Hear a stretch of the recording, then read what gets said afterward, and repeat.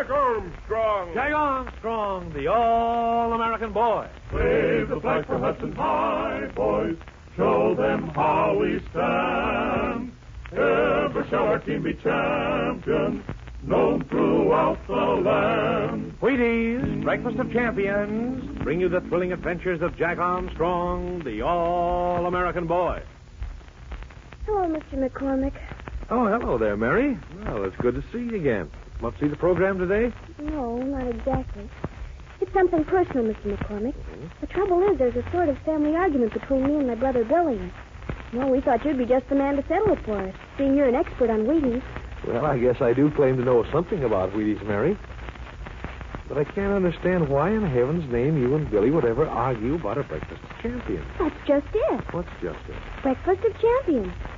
You see, my brother Billy says that probably more famous athletes eat Wheaties than any other dish of the kind. And I've heard you say that yourself. You're always talking about baseball players and hockey stars and all the other kinds of athletes who are regular Wheaties fans, I guess you call them. Well, Mary, of course, many famous athletes are Wheaties fans.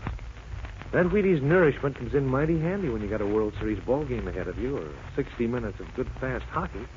What's more, I know all about that, Mr. McCormick, but... Well, to hear you men talk, you'd think there wasn't another thing in the world except football and baseball and hockey and basketball. Gee, I like those sports as much as anybody does. But what a girl is more interested in is fancy skating stars and airline stewardesses and Powers models.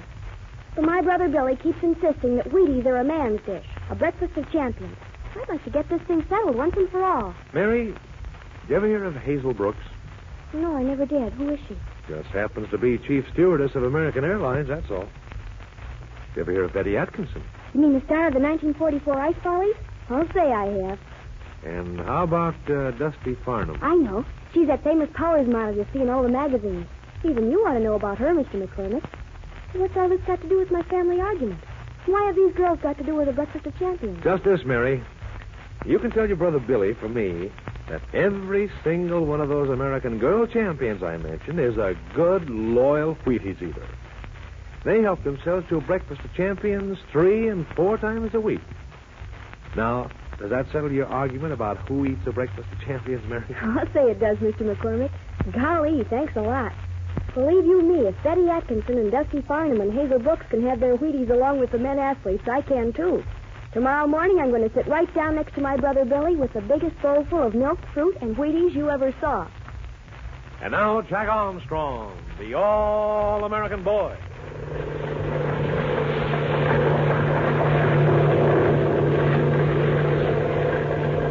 Fire has broken out on Jack Armstrong's amphibian as it's in flight over the jungle. A small leak has appeared in one of the copper fuel line pipes, and flaming gasoline is dripping down the side of the plane into the cabin. 2 extinguishers, especially designed to smother gasoline flames, have been brought into action by Jack and Billy. But although they've been able to put out the fire in the cabin, the blazing gasoline still drips down from the cracked pipe. Everyone is on the wrong side of the fire to reach the break in the pipe except Betty. She's in the galley in the tail of the ship making biscuits. Suddenly, she gets an idea. A wad of biscuit dough wrapped around the pipe may stop the flow of gas temporarily. With a huge chunk of dough in her hand, she's now working her way through the smoke toward the leaking pipe, while Jack and Billy keep down the fire. Listen. Watch those flames. Don't get scorched, Betty. Careful of the dripping gasoline. My cow, yes. If it gets on your clothes, you'll be burned up. The end of the fire. It's horrible. Oh, can't you do something about that? Keep your head down. You should have put a wet towel around your face. I can't do it now. I haven't got time. Keep down those flames. Oh, Betty, she got plenty nerve to walk into that fire. Oh, I'll say she has. On the floor, Billy. Smother that fire. Boy, I'll knock that out. These are swell extinguishers, Jack. Now, they're specially built for gas fire. Keep playing the suds around Betty. We've got to protect her. Steady, Betty. Right along the wall there. A little closer. I'm following the fuel pipe. Oh, I hope that smoke doesn't overcome her. It'd be bad for all of us if it did. Oh, the whole ship burned up. Man, it's exposed. All those flames need to do is get into our reserve tank. Yes, and they're right below the fire. We're in a mighty bad spot. Oh, too bad we leave the river. Could go down and get away from this fly machine. Now, there's no chance of setting the amphibian down now. No, not while we're over the jungle. Boy, you're making it, Betty. You're close. Get on me. She better. The leak's just ahead of you, Betty. You can almost reach it. Hey, it's getting worse, Uncle Jim. More gasoline's dripping down. Jack, that pipe's liable to break. Then we will have a mess. That pipe breaks, the ship will go up in flames. Oh, big too plenty scared, Jocko. What's it, Billy? Knock out that fire behind Betty. Hurry. She'll be cut off. How you coming, Betty? What are you stopping for? I feel a little woozy. Don't collapse, Betty. I won't. I'll be all right, Lieutenant. You've almost reached that leak, Betty. Another step or two. Oh, you're doing all right, Betty. Well. Oh, if Betty only have longer arms, she could reach that place. Did you see the leak, Betty? Just ahead of you. Yeah, I can see it now. Oh, goodness, I hope this works. Watch yourself now, Betty. Don't try to clap that dough over the leak. No, slide it along the pipe. Wipe the blazing gas off with it. Careful now. Some of that hot stuff may run down your arms. I figured that out. I think I can make it. I hope it works. There. Oh, boy, she did it. Oh, swell, Betty. It's out. Good. You stopped the leak. Now knock that fire out, Billy. Stay right there, Betty. Hold that dough over the leak. That's what I'm doing, but you'll have to cut off the gas somehow. Right, I'll do that. Hold fast now. I'm going to reach under those floorboards for the cutoff valve from the reserve tank. Keep your extinguishers going, Billy. There may be more fire left under the flooring. Okay, Uncle Jim. I'm ready. Now, lift this section up. Hey, there is fire under here. Hit it, Billy, quick. Right, look out. Pull that flooring up. Ah. By Jove, you got those floorboards up just in time, Jack. I'll say I did. That fire was mighty close to those reserve tanks. Hey, we near blow up to pieces, Big Tooth thing. You think doggone right, Big Tooth. There, how's that, Jack? The sun that smothered the flame. Okay, Billy, turn off the extinguisher, but stand by and be ready. Right, Jack. Still trying to find the cutoff valve. Now I've got it. There we are. We're safe now, I think. All right, Betty, you can take the biscuit dough off that leak. Are you sure, Jack? Will I have to do this all over again? Yes, it's okay. There isn't enough gas left in that pipe to do any harm. All right, if you say so. Oh, good grief, it started again. Oh, God, what do you know? Wait, I'll turn on the extinguisher. Now, that's only the gas that was left in the pipe. But start it, Billy. Up in that wall of stud. Yeah, that's what I'm doing, Jack. I can't understand is how on earth that fire got started in the first place. Here, I found the trouble, Uncle Jim. It was a broken cable. It was a short end. The short ignited the gas as it dripped down. Oh, boy, that's bad. Wait a minute, I'll fix it temporarily anyway. I'll bend the end back. There. Good. All right, Billy. Turn off that extinguisher. I think we're out of danger now. Well, if you say so, Uncle Jim. There we are. We certainly had a close call. Well, Betty, you're a hero. Heroine, I mean. Great work. Oh, I was scared stiff. Oh, that's plenty brave thing Betty do. And a bit of mighty smart drinking, too. Well, when Jack said he'd like to have something to clap over the leak, I had that biscuit dough right in my hands. It seemed to me it might work. Well, it did the trick, Betty, and you did a swell job the way you plugged that leak with it. Say, did you get burned? Oh, no, my arm's got a bit scorched. Put some tannic acid from the first aid kit to fix that. I'm afraid the biscuit dough's ruined, though. It was such a swell batch, too. Gee whizzin'. And I'm so doggone hungry, I could eat that dough raw. Well, there's more bisquick in the galley.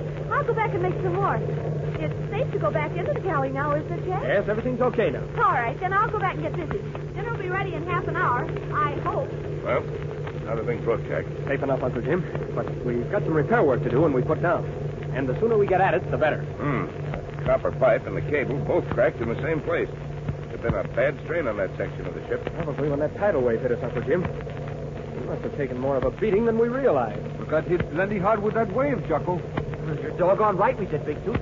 That came very close to being the finish of our expedition, didn't it, Jack? I guess it was closer to the finish than any of us realized, Billy. But we'll be able to make these repairs without any trouble. Thank goodness that smoke's clearing out of the cabin. Say, how's the course, Uncle Jim? We're flying on automatic pilot. I haven't taken much notice of where we are. Big Tooth keep watch out the window. Look like we come to Wabasso country now, Jocko. Big Tooth know them mountains over there. Well, that's where the spider's supposed to be. At least that's where Don Pedro told us he was. And he teamed up with two mighty bad hombres, Lopez and Bolo. Yes, and they're mining diamonds on property that Don Pedro's leased to the Diamond Syndicate. Why, that makes them criminals. Their crime's worse than just ordinary thievery, Billy. They've jumped a mining claim. That's something that calls for extreme penalties in mining country. Yes, it's important enough to have Don Pedro ask us to delay our expedition to the Sacred City to find that anti-infection drug. So I guess we'd better find out where the spider is and what he's doing. You're right, Jack. I'm looking for now is the twin lakes that show the beginning of the Wabasso country. Oh, them two lakes, they're over behind that mountain. You'll see them soon.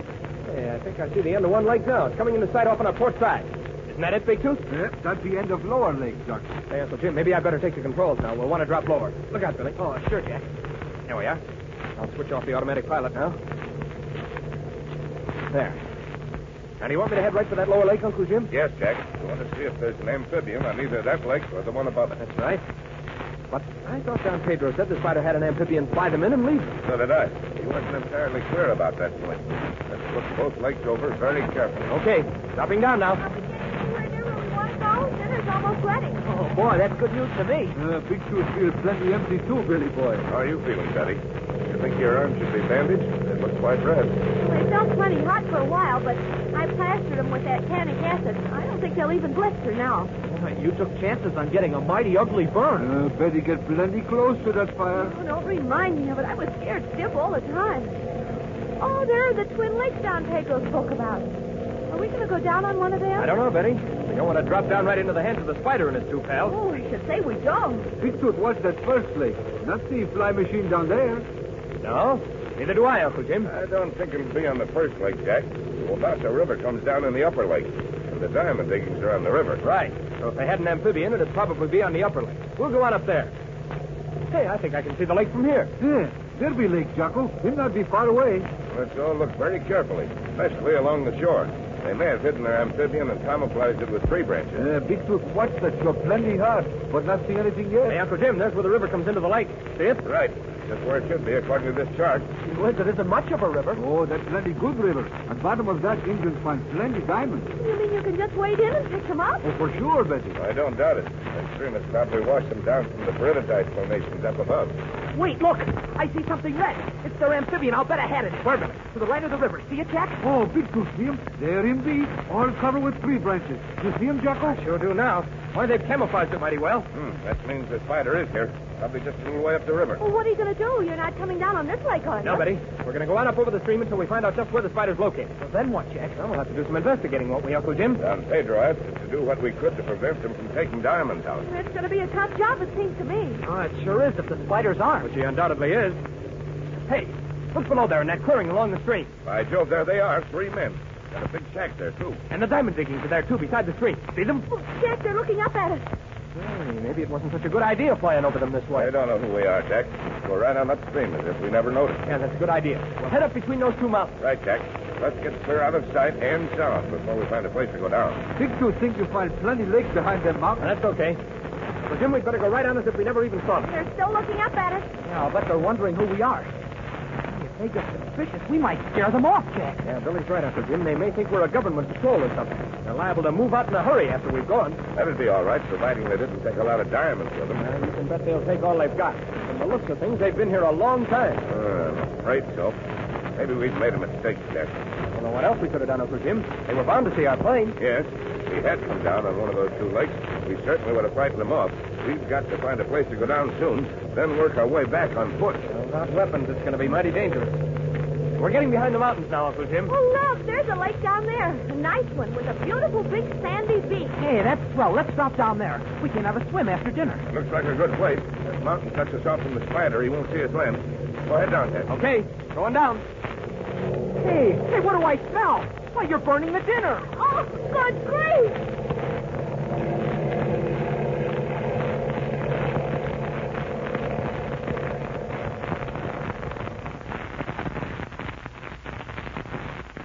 They've found the spider. He and his companions have definitely been stealing diamonds from leased property that belongs to the government. It certainly looks like it's going to be a ticklish job to prevent those diamond thieves from taking their loot out of the jungle. Jack and Uncle Jim have proved before that they're a lot smarter than the spider. So be sure all of you to listen in tomorrow to the next exciting chapter of Jack Armstrong and the Diamond Thieves. Now remember, you need Wheaties. Genuine Wheaties to give yourself a breakfast of champions every morning. Eat those toasted whole wheat flakes with lots of milk or cream and your favorite fruit. It's my guess you'll find Wheaties are just what your appetite orders. Have you tried Wheaties? They're whole wheat with all of the brands. This is Franklin McCormick saying goodbye for General Mills, makers of Wheaties, Breakfast of Champions. We invite you to listen tomorrow to another episode of Jack Armstrong, the All-American Boy. So just buy Wheaties, the best breakfast food in the land.